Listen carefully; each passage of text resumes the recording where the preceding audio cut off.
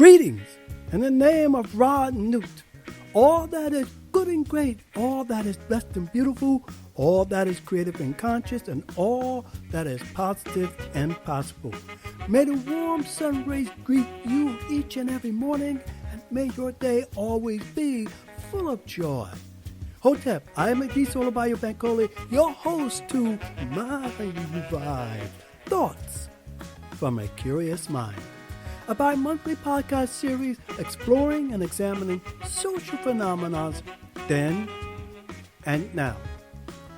Now, in this episode of Mind Vibes, I want to tackle the whole issue of toxic masculinity and what I call white patriarchy, the toxicity, and the fallibilities, the irony of white patriarchy and male dominant control. Now, before we begin, hit that like button, share, subscribe, and leave a comment. Now, white patriarchy, the toxicity, and the fallibilities, the irony of white patriarchy and male dominant control. Quote unquote, when he got tired of dancing alone, he looked in the mirror. Gotta find a woman, gotta find a woman, gotta find a woman. He'd go down to the lake where all the women would be swimming or washing clothes or something like that. He'd look, he'd grab her by the hair. You can't do that today. Troglodytes, the Jimmy Castro bunch. Now, the problem that I see in the patriarchal and white patriarchy is the residue that they have left on future generations, from not only their past thoughts and activities, but from their continuing belief of their superiority. This continuing idea that they and they alone must have and exert their power due to a story about a mythical being given dominance over all beings by another mythical being. The fabricated tale of a woman being created from a man's lowest rib. This, along with the support of either historical or anthropology, quote-unquote, science, that men, being the hunter, thereby rendering him superior due to his physical characteristics, and women having to be pregnant for 9 months and then nurturing and raising the child, all contrive to place the idea that woman cannot, by just her characteristics alone and not being able to hunt or be the leader and or superior.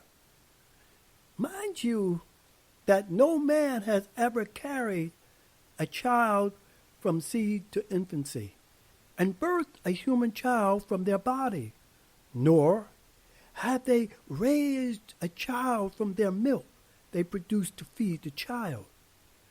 Though we have seen men be able to raise children, both boys and girls, they have yet to be fully equipped to nurture.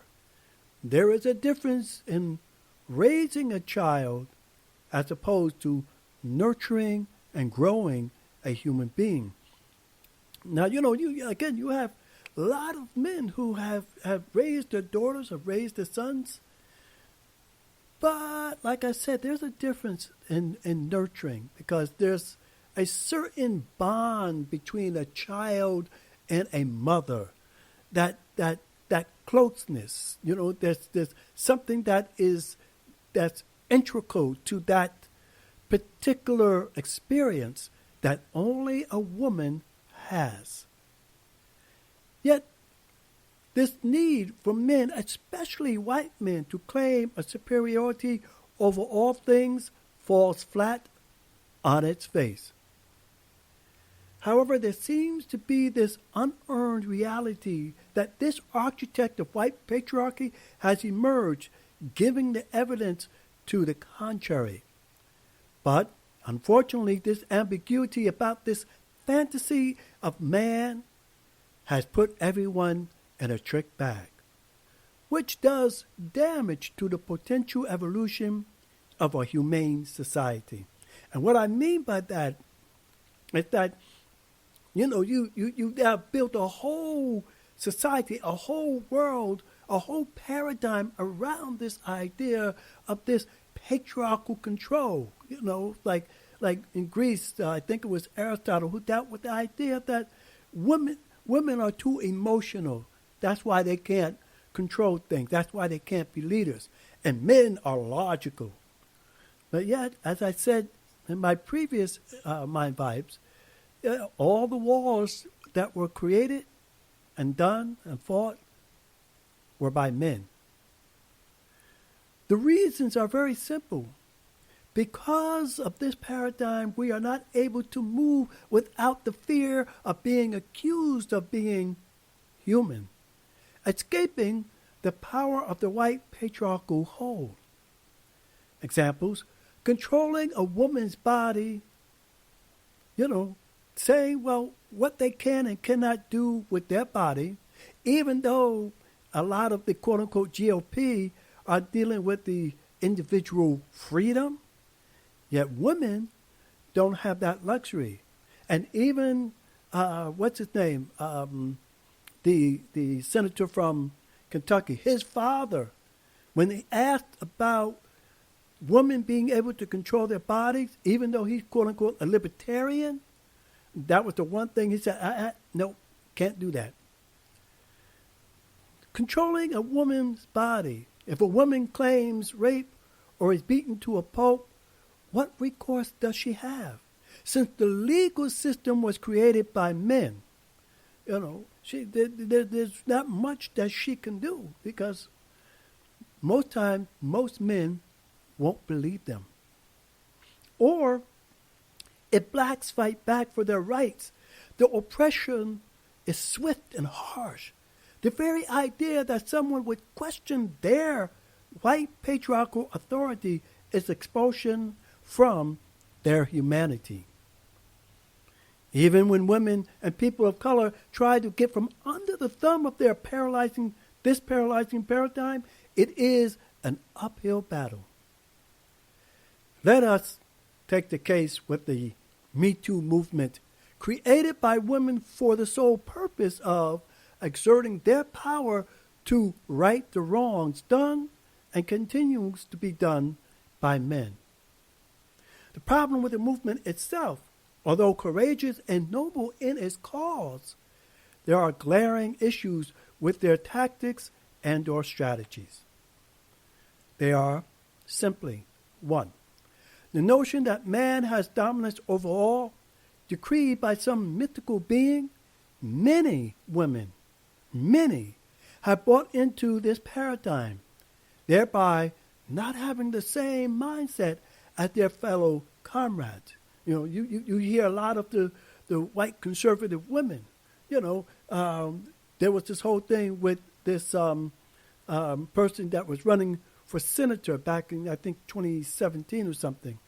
And, he was accused of doing certain things to girls.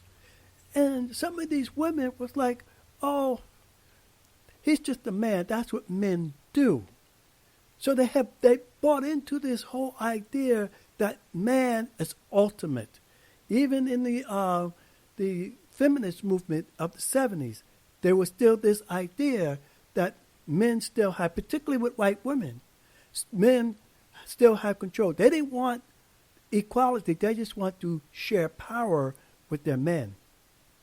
2, many women with their sexuality may abuse that power to obtain or control that man. They'll sometimes, if you're not doing what they want, they can sit down and holler rape. Or they can accuse you, just like Al Franken was, no matter what he did, he could not get underneath that whole Me Too movement about him being this quote-unquote sexual predator, which he wasn't, but he made an error and he made a mistake. Now, don't get me wrong. All these things I'm mentioning are part of human nature.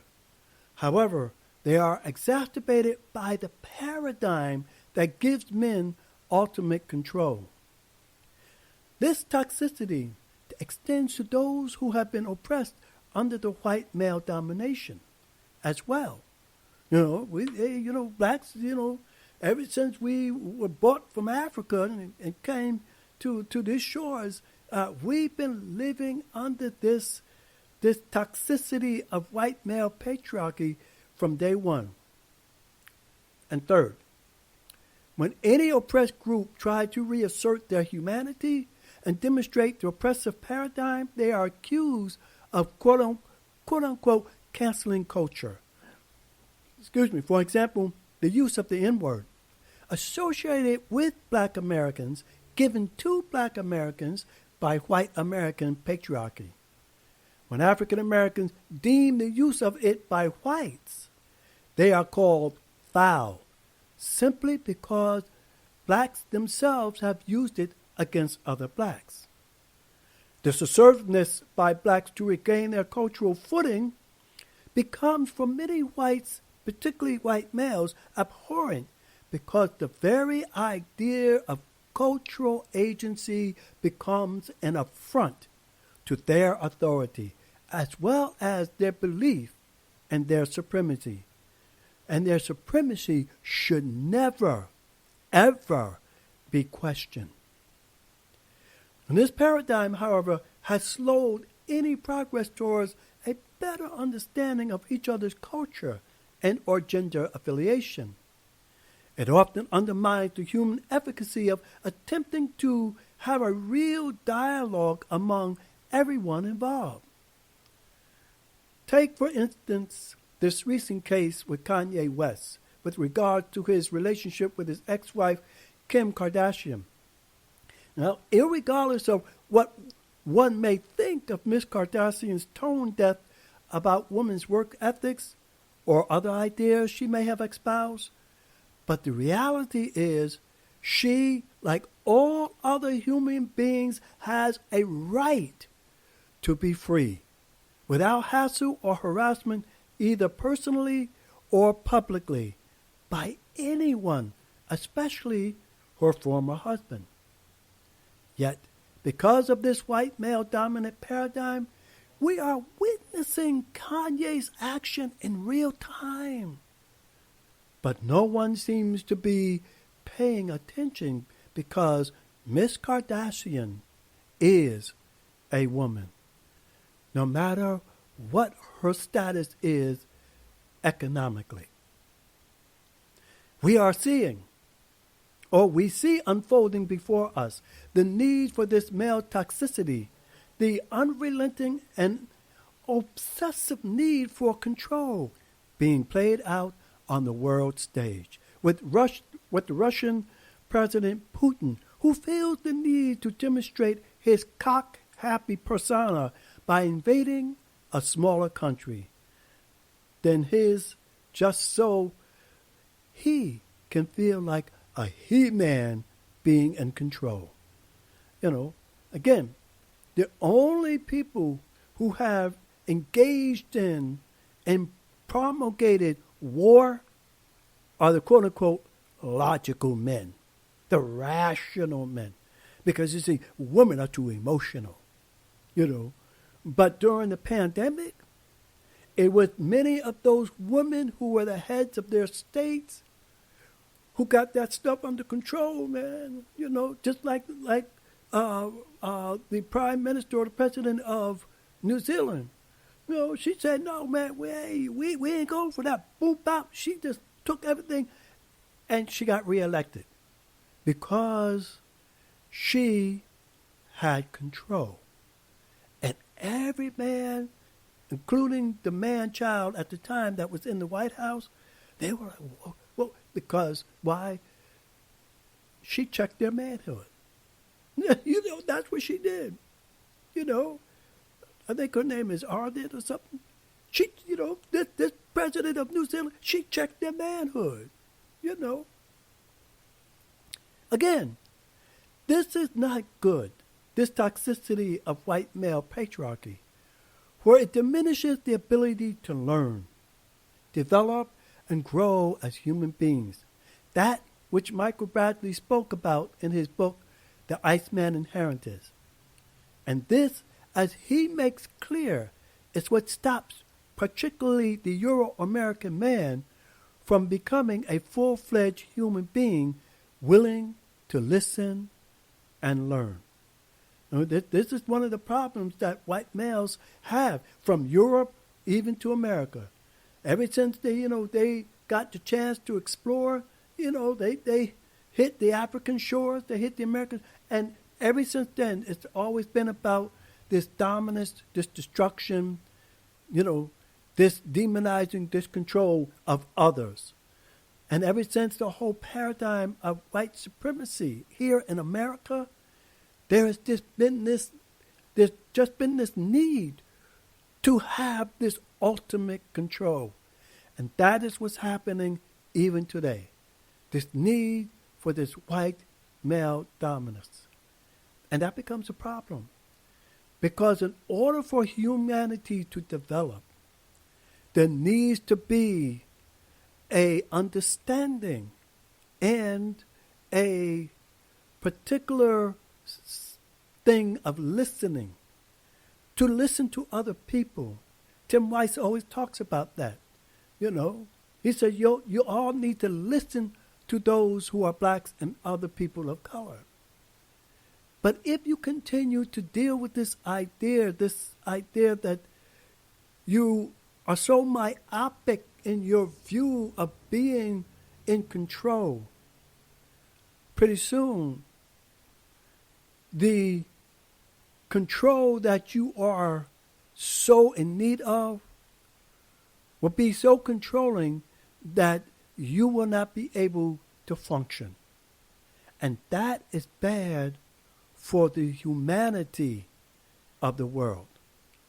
And until men begin to understand this reality and deal with a more matriarchal paradigm where women share or women get equal access, then no.